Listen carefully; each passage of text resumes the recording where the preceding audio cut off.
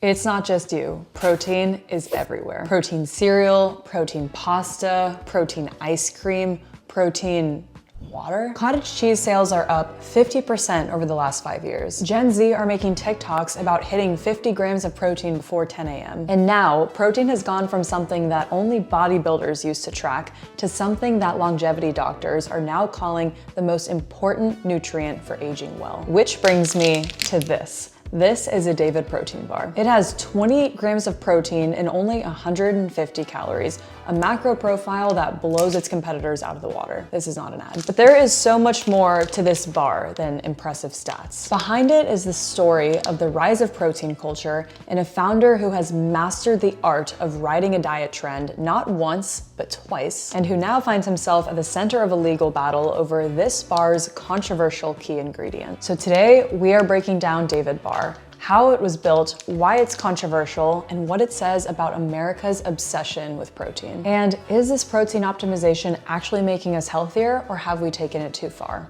Let's discuss. All right, before we get into how David specifically came to be, we gotta set the stage. Why is everyone trying to sell you protein? Protein popcorn, protein pasta, protein cold foam? What is going on here? Let's rewind. For decades, fat was the enemy, especially if you were trying to cut calories. And to be fair, the math checks out. Take this 16 grams of peanut butter. I know 16 grams sounds arbitrary. It's a tablespoon of peanut butter. It clocks in at 95 calories. Now take this 16 grams of 0% fat Greek yogurt, a protein source. It has just 10 calories. Fat is a lot more calorically dense than both protein and carbs. That doesn't mean fat is bad, but we'll talk more about that later. Anyway, this launched the whole low-fat craze of the 1980s and 90s. Food companies started stripping fat from everything to bring those calories down. But to make that food taste like anything, they started adding something else to it: sugar.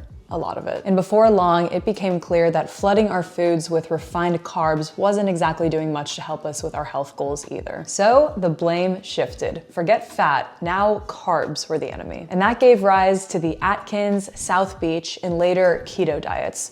Low carb, high protein, and fat friendly. Now these diets were and still are effective for a lot of people who are looking to manage their blood sugar, improve their body composition, or just feel more stable throughout the day. You still probably hear about keto all the time. A lot of people still do it. But as people started thinking more about holistic health, not just macros, we realized that those diets also had some nutritional gaps. Like, yeah, you can technically just eat hamburger patty and cheese all day long and stay keto. But are you getting enough fiber, vitamins, minerals? Not really, because you're not just skipping bread and pasta, you're also skipping most fruits, legumes, root vegetables, whole grains, basically anything colorful. And colorful things are important. So once again, the pendulum swung, and I promise this is the last swing before we get to David and the era of protein maxing. But this one in particular is very important, so listen up. So people then started realizing that it's not just about what you cut out, it's also about what you add in.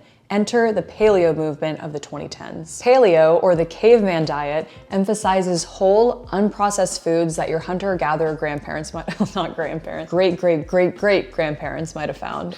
I'm just imagining my grandma's a caveman. So fruits, vegetables, meat, fish, eggs, nuts, seeds, and healthy fats. No grains, no legumes, nothing artificial. No cottage cheese, no Greek yogurt. The idea was to eat more real food, and that's a shift that overall I think was very good. It's hard to argue that it's not. It also marked a new era, and suddenly the conversation wasn't just about calories and carbs, it was about quality. Whole foods and ingredients that you actually recognized. People were cooking more, they were reading labels more, and they were starting to care more. But then 2020 hit, and when the whole world shut down, everything kind of slowed down, except for our hyper-focus on health. People were at home, cooking their own meals, trying to get more steps in, following fitness creators, rethinking how much they were moving, sleeping, and eating. And somewhere in that soup of sourdough starters and Zoom workouts, protein kind of emerged as the golden macro. Because what did all of those diets, paleo, keto, high carb, low carb,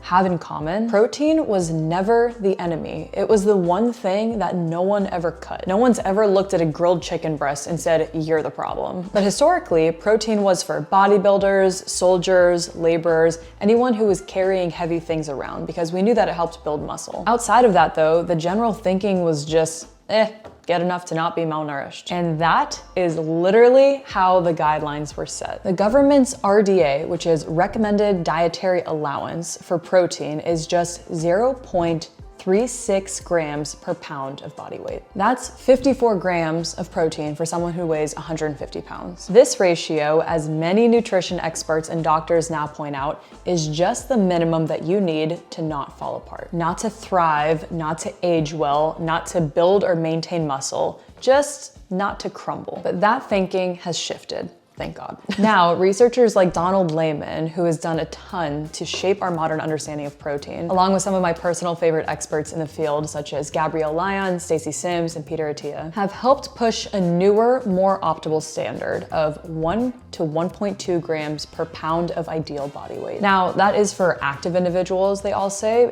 Seems to be a bit lower if you're not especially active, but point being, it is way higher than the 0.36 grams per pound. But for that 1 to 1.2 gram standard, for someone who weighs 150 pounds, that is 150 to 180 grams of protein per day, which is not exactly easy to hit unless you're being intentional about it. But why even try to aim for that higher number? Because research clearly shows that eating more protein supports not just muscle repair and growth, but it also keeps you fuller for longer, supports steady blood sugar, protects your bones, and helps you stay strong and mobile as you age. And a part that a lot of people don't realize is that as we get older, our bodies actually become more resistant to the signals that trigger muscle growth. So we actually need more protein, not less, as we get older in order to preserve lean muscle mass and avoid frailty. In other words, you don't eat protein to get jacked. You eat protein so that way you can get up off the floor when you're 80 years old. You can probably tell I'm passionate about this topic. And this shift in understanding is what helped kick off this new era of protein maxing and performance optimization. So now that we know how protein became the golden child of the macros,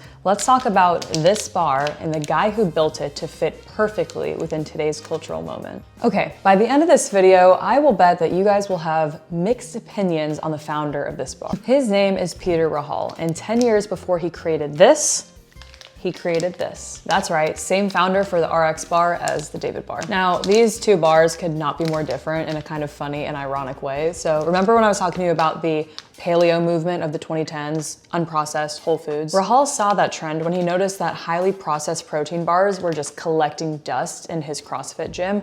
And so he and a friend both invested $5,000 each and started baking or making the RX bar in his mom's basement. Now, this bar is only natural whole ingredients per the paleo movement. Their tagline is no BS.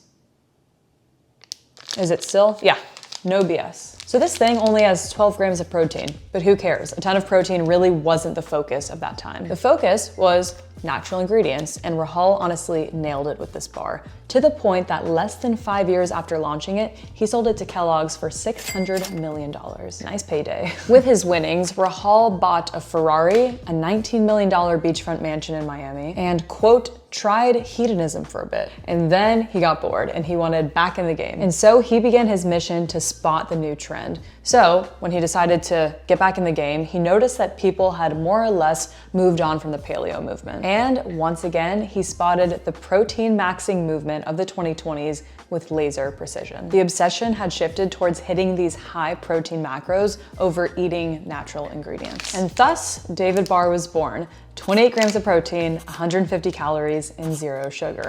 No, this is not an ad. I promise. None of these are ads. Okay, I just find them interesting and they get my free advertising. But the fact that Rahal spotted this trend to a T, not once but twice, is what I find the most impressive about this whole thing. And it seems obvious in hindsight. Paleo movement, make an all-natural bar. Protein maxing movement, make this bar. But in reality, it is harder to, one, spot the trend and then fill the need for that trend with a product that does not yet exist. And two, to actually get that product made quickly enough to fill the need while the trend is happening. So Rahal is not a specific expert in paleo or in protein maxing, but apparently he is an expert in spotting the trend. Now, the branding is I respect how bold it is. I know some people find it cringy. The whole image they're going for is Renaissance sculpture. Literally David. That's why it's called David. Meets tech startup. So the kind of formal serif font is inspired by 90s Apple ads, which I kind of love. And the golden wrapper is made to look premium, upscale, like you can hold it in any gym or in a Soho coffee shop or walking in the streets of New York. And their launch strategy, also kind of genius and emblematic of the times that we live in now. Our health and fitness founding fathers of the 2020s, Peter Attia and Andrew Huberman, both early investors in David. And Peter Attia showed off the bar pre-launch, which really helped create hype given his substantial influence in the space. Not only that, but Peter Attia is the chief science officer for David. He also coined CFP, or calories from protein, as a key metric for the brand. More on that later. Pair this with their TikTok strategy, where they sent out 20,000 bars pre-launch to influencers and fitness influencers, as well as the first 5,000 people on their wait list, and boom, $1 million in their first week, and projected to hit $100 million in their first full year of launch. Okay, so the rxbar is the face of the paleo movement with all natural ingredients, and I think it's safe to say that David is the face of the current protein maxing, biohacking optimization era that we're living in now. And now, by this point, I'm sure a lot of you might be wondering how they actually pack 28 grams of protein into only 150 calories, because before this bar, that did not exist. At least not outside of like a slab of boiled cod, which we will actually circle back to later. The answer lies in one very specific ingredient, and it's also the reason why I said earlier that a lot of you might have mixed opinions on the founder by the end of this video. Because this special ingredient is not only the secret sauce behind David's wild success, but also at the center of a growing controversy. So let's talk about what's actually inside this bar and the questionable play that's given David both its competitive edge and its biggest PR problem. All right, let's talk about how the sausage is made. It's not that different than a sausage, a white, crumbly sausage. The ingredient that allows this bar to pack so much protein into so few calories is called esterified propoxylated glycerol, hereafter referred to as epogee. Now, epogee is a really interesting ingredient, and again, we'll draw some mixed opinions. It's a modified plant oil that mimics the taste and texture of a real fat, which is what keeps this bar from being a dry, chalky mess. But epogee is engineered to go through your system mostly undigested, and in doing so, it delivers 92% fewer calories than a regular fat. My natural next question is, well, is it good to be eating something that goes through your body mostly undigested? Whether or not it's good, it is considered safe for consumption, FDA approved. However, there is a daily recommended amount of epogee to eat, because since it does go through your body mostly undigested, if you start eating that in really large quantities, well, trips to the bathroom might not be that fun, okay? I've read the Reddit thread, so you don't have to. This is a real text that I sent to my friend on the matter, and his response was uninspiring. I was hoping for fireworks. Alas, even David recommends a max of 2 bars per day on their website just to play it safe, but by and large, as long as you're not eating a whole pack of them every single day, I haven't found anything in my research that says that you're gonna have huge digestive problems. Okay, so here's where things get interesting and controversial. epogee delivers 92% fewer calories than fat, like I said. Objectively, kind of a crazy calorie hack. You'd think that this ingredient would be everywhere by now, right? Well, it's not. epogee is actually incredibly niche. It's only produced by this one small Indianapolis-based company called Epogee, who also happens to own the exclusive patent on epogee. That means one company, one ingredient, and one gatekeeper. And until recently, only a handful of small food brands were using epogee in their product. Companies like Defiant Chocolate, which is a bodybuilder-founded startup making low-calorie chocolate bars, Own Your Hunger, who makes nut butters, Lighten Up Food, who makes sauces. These were not competitors to David. They were just small businesses who found this one ingredient and then built their entire product line around it. Then, in May of this year, David acquired Epogee and its patent on epogee. And almost immediately after the acquisition, David cut off the supply of epogee to those other companies. They fulfilled the end of the pending orders and then done. No more ingredient, which for these brands means that their products that they had spent years developing could no longer be made. Within days, 3 of those companies filed a federal antitrust lawsuit against David, alleging monopolization and arguing that David had effectively killed their businesses by locking up access to an ingredient that they depended on entirely. When asked about it in the interview, David founder Peter Rahal said that customers who find themselves out of luck should have had long-term commercial agreements in place to avoid this scenario. Which, of course, raises some questions. Is this a case of just fair business vertical integration on David's part? Or is it a totally unfair monopolistic practices crushing small businesses? Let's discuss. All right, so from a business perspective, what David has done here is called vertical integration. They took matters into their own hands by acquiring a key supplier. And as Rahal would put it, protect a scarce ingredient. More specifically, Rahal explained the decision to Men's Health. In business, I'm hypersensitive to dependencies. I'm thinking about who's going to kill me? How am I going to die? And I think that's a really important mindset. You need to protect any sort of dependency you have as a brand. Intense, but true and effective, probably. Also, in that same article that I read, according to Abe Wickelgren, an expert in antitrust law, arguing against David's purchase of their key supplier may be more difficult to fight than you might think. Wickelgren explains that the patent system is basically what gives that monopoly power, and it exists in order to incentivize innovation. And that, quote, David didn't create the situation in which one company owns the exclusive rights to EPG, it just acquired that company. So to all of that, I'm like, okay, so there are murky waters here for sure, and my unethical alarm goes off a bit, but if that's the law, then. However, in my opinion, it's one thing to secure your company's supply chain and control the production of EPG, and another to completely cut off small businesses with zero warning. Businesses that were not even David competitors, no less. I'd actually even get it more if the other businesses were protein bars who were using EPG, in which case it'd be like, okay, David was playing chess, they were playing checkers, and David won. But these other companies were making chocolate bars and nut butters and sauces, just not in the same lane. Now, there is the overconsumption theory where, as much of a miracle ingredient as EPG is, if it started showing up everywhere in cookies and shakes and chips, people probably would start over-consuming it and have a lot of issues in the bathroom. So David may be inadvertently protecting the market from oversaturation of EPG, but somehow I doubt that that is their main motivator. Where I land personally at the end of the day is that I think Rahal is a brilliant operator who read the market perfectly twice and who made a smart business move by acquiring a key supplier for their most important ingredient. But cutting off the supply to these smaller brands who were not even competitors just feels wrong and unnecessary. To me, it seems that you can protect your supply chain and cut deals with non-competitors,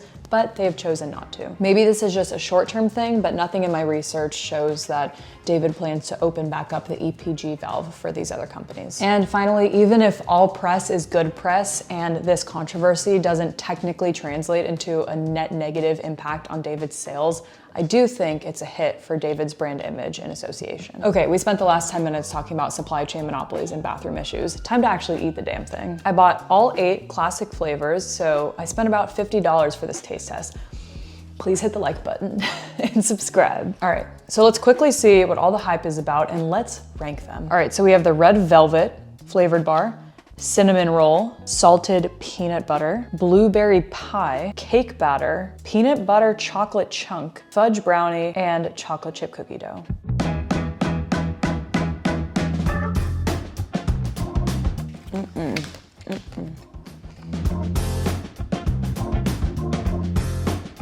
That's not bad. I'm like eating a whole bar right now. Not for me. All right, last one. Okay, here's what I think before we get into my actual ranking. As far as protein bars go, they taste pretty good. However, if you're not used to the taste and consistency of protein bars, this isn't gonna be like a treat for the senses. It's definitely a lot less chalky than other protein bars, in my opinion. It has like a pretty nice consistency. Shout out EPG, probably. But the actual taste, listen, it has 0 sugar and you can tell. That's kind of the whole point. But for a quick supplementary snack, like in between meals to hold you over or on your way to the gym, the macros in this are pretty unbeatable. So if you're okay with the taste of a protein bar, this is probably what I would go for. But I have a secret. I don't really like protein bars. I eat a lot of protein, but almost never in this form. So maybe I'm not the best judge, but nevertheless, here's my surprising ranking. All right, at the bottom, in my opinion, is kind of surprising. You'd think it'd be one of the better ones. It's the peanut butter, just the straight peanut butter. I'll explain why in a second, but let's go through the ranking. So that's last place. Second to last place for me is the fudge brownie. Slightly above the fudge brownie would be the peanut butter chocolate chunk for me. Right above that one would be the chocolate chip cookie dough. And then we're getting into my top 4, and these are the ones that I either actually kind of like or don't mind. So the next one, which would be in 4th place, cinnamon roll. And I see online people talk about this one a lot. It's my 4th place, so You know, whatever that tells you. Above that, and this is where things, these next three are gonna be like, Taylor, what? In third place is cake batter for me. And then finally, in second place, red velvet. And the first place bar for me goes to none other than the blueberry pie. Okay, here's why why I think this is funny. Because to me, that order is pretty much the opposite of the type of flavors that I would usually go for in like a protein bar or in anything flavored. I don't usually go for like cake batter, red velvet, blueberry, like flavored things. Usually I would be more partial to the fudge brownie, the chocolate chip cookie dough, the peanut butter. Those sound better. But to me, those fudge, the brownie peanut butter ones, it tastes like probably what the base flavor, just that white bar probably tastes like, with a little bit of added like subtle flavor. So to me, you're just tasting mostly the base bar. While these other kind of more colorful ones, whatever, you know, flavoring they add to these, it masks the taste of that base flavor a little bit better, which in my opinion is a good thing. And then yeah, the blueberry pie, I think the flavor actually comes through the most for this one. I actually kind of like this one, I'm not gonna lie. And here's what they look like, the cross section. You can tell it's like a kind of nice consistency. It's not chalky. So anyway, I might actually eat these, but the other ones, eh. Okay, so moving on from the taste test, we had to try them. We know David's origin story, we've done the taste test, and we know the controversy. But there is more to talk about here, which is a look into what David is really selling and why it works so well within the cultural moment that we're having. And will it work forever? Let's discuss. All right, remember earlier when I mentioned Peter Attia, the father of longevity, as I will call him, being David's chief science officer and coining the term CFP, calories from protein, as one of David's key metrics? Well, here's how that came about and why it's important. When Peter Rahal and Peter Attia, two Peters, were developing David, they wanted to come up with a simple way to compare protein efficiency across different products. So not just how much protein does that thing have, but what percentage of the calories in that thing are coming from protein. And to my knowledge, it's a metric that's never been used before, but I actually think it's a pretty useful one. For David bars, that number is 75%. CFP, meaning 75% of those 150 calories are coming from the 28 grams of protein. Compare that to competitors. This graphic is, of course, on David's website. Built bars are around 52% CFP. Quest bars, I don't know where it is, probably right here, around 47% CFP. Bearbell's 40% CFP. But then Peter Attia said something that changed David's strategy and their product line. He said, no one's gonna trust your comparison chart when you put yourself at number one, so you need to find something better. And then he did boiled cod. 6 ounces of plain boiled cod, not sauteed, not baked, but specifically boiled, delivers about 23 grams of protein per 100 calories, which is a 92% CFP. Better than David. And guess what? They put it right there on the website, right next to the other bars. And then they started running ads like this one. I saw them, I distinctly remember in July, seeing these ads pop up around New York City. They absolutely catch your eye. Some people I know thought it was genius marketing, some thought that it was like a weird gimmick, and then others thought that it was meant to be a distraction from the epogee lawsuit. Okay, so boiled cod, just a funny comparison, right? Nope. They started selling it. So all David sells right now are protein bars and wild caught Pacific cod that you boil at home and eat out of a pouch. Sounds honestly to me about as appetizing as this ad that they ran on their Instagram. But hey, protein. Okay, so here's what I think this kind of weird product launch says about what David is actually selling and what it reveals about the times we're living in. First of all, I think it shows that David is not in the protein bar business, but that they're in the optimization identity business. They say as much on their website. They say, we design tools to increase muscle and decrease fat. Some of our products are edible, some in the future will not be. All of them have the potential to change you. Our approach is evidence-based. We are solely focused on the objective effects that our products have on the human body. So right now they're selling optimized protein food, but sounds like they're developing things in the future that will not be edible, but that also fall in line with this mission of body and health optimization. And to me, by selling boiled cod alongside these protein bars, that's David saying, hey, we're here to help you hit your numbers by any means necessary, whether it's boiled fish or a gold-wrapped bar. We're here to optimize. It's the same reason they're big on the CFP metric and why Peter Attia is their chief science officer and why the branding feels more like a tech startup than a food company. And it's kind of smart because they are playing into identity politics, which is probably the strongest lever that you can pull in marketing. People who buy the boiled cod now probably also buy the protein bars, and very likely I could see them buying the future product launches as well because they identify with this mission of optimization. And a similar dynamic is playing out across the entire protein category. Feel like you've been hearing a lot more about cottage cheese lately? Yeah, same. Good Culture cottage cheese, kind of seen as the creme de la creme of cottage cheese, launched in 2015, and their sales were up 80% in 2023 and 70% in 2024. And it's not because cottage cheese suddenly tastes better, although a lot of people do think that Good Culture tastes better, but it kind of became a symbol of this protein movement. I cannot tell you how many cottage cheese recipes I have seen pop up over the last couple months. So yes, David has absolutely built something extremely impressive. The brand strategy is sharp and the growth is crazy. But after all this research that I've done in trying the bars, I keep coming back to this one question. Is this protein craze actually making us healthier, or are we optimizing for the feeling of being optimized? Which brings us to the next part, which is my take and a little bit more color on the protein revolution. And I'm very passionate about this topic, so I hope you enjoy. First, here's what I love about it. Americans and people everywhere outside of the fitness world caring about protein and prioritizing strength and muscle. I think that that's an objective win. I cannot tell you how many hours of podcasts and research that I have consumed on this topic. And so to see it go mainstream is genuinely exciting. But here's where you lose me, and it's something that we haven't talked about yet. The rise of protein launches in ultra-processed foods. Nothing bothers me more than slapping a few extra grams of protein in junk food, charging a few extra bucks for it, and then calling it healthy. Products like protein Pop-Tarts, protein candy, protein loaded mashed potatoes. I think these foods, there's nothing inherently wrong with them, but I do think that they give a lot of people permission to eat the ultra-processed foods even more often under the illusion that they are somehow good for you. And let me set the record, I am not anti-sugar or anti-fun food. I cannot tell you how many pastries I have had over the last couple of weeks after moving into my new neighborhood. But I'm pro-balance. I think it's hard to argue with that, and pro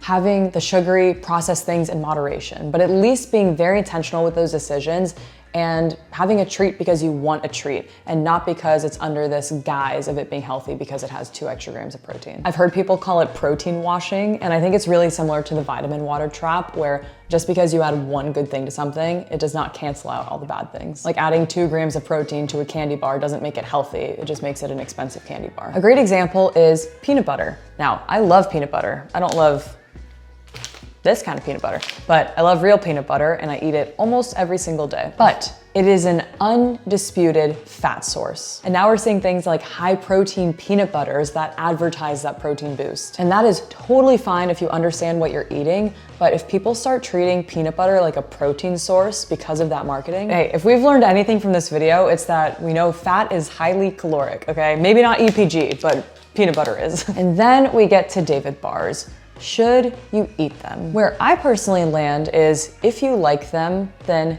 yes, as a supplement. I see things like protein bars and protein powders as good tools to fill gaps when whole foods are not exactly practical. If you're getting most of your protein from meat, fish, eggs, yogurt, but you're on your way to the gym and you need an extra little protein boost and it's not exactly easy to put a grilled chicken breast in your pocket, I think a David bar makes sense. It's convenient. But where it also breaks down for me is when people use these as meals, because that's not health, that is efficient malnutrition. I think that the healthiest version of this trend is to prioritize eating whole foods first and then to supplement with engineered products like this if needed, which I do, by the way. I eat protein powder all the time. But my last point in this section, and the ironic thing, is that David's boiled cod stunt accidentally proved the point, which is that the least sexy answer is still the right one. Whole foods, exercise, sleep well, and you're most of the way there. All right, so is this protein craze a trend like all the trends before it, or is it here to stay and can David last? My prediction is that the fad part of this extra protein in random snacks will fade. The prioritizing protein as an essential macro part, I think, is here to stay. After all, in 2024, 61% of Americans increased their protein intake, and protein supplement sales grew by 18%. Because once you understand how important it is for health, muscle, and overall longevity, you can't unknow that. So I think people will continue to prioritize protein in their diets, but maybe the cottage cheese-based desserts will fade into the background a bit. As for David, I think their long-term success depends on if they can scale epg production, expand their product line, and avoid becoming too synonymous with a fad. I am personally very curious what products they're gonna come out with in the future that are not edible. But Peter Rahal's success with David within their first year of launch is remarkable. It is recognized as one of the fastest growing products within the consumer packaged goods space. And while Rahal did not create the protein craze, he was able to make a product that fits near perfectly within it. Again, let me know what business you want to learn more about in the comments. And until next time, Turtle out. Bye. Blueberry pie, red velvet cake batter. Are you kidding me? With peanut butter at the bottom? Who'd have thunk? Not me. New background, by the way. Windows, flowers. I hope you like it. Apartment tour coming soon. Like and subscribe so you don't miss it.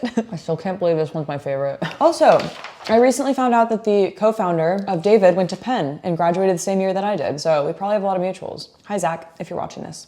Okay. Nice. A little bit more pizzazz, sorry. Propoxylated. Propoxylated. Hey. If you liked it, if you like this video, I bet my bottom dollar you will also like this one. Check it out. Nice.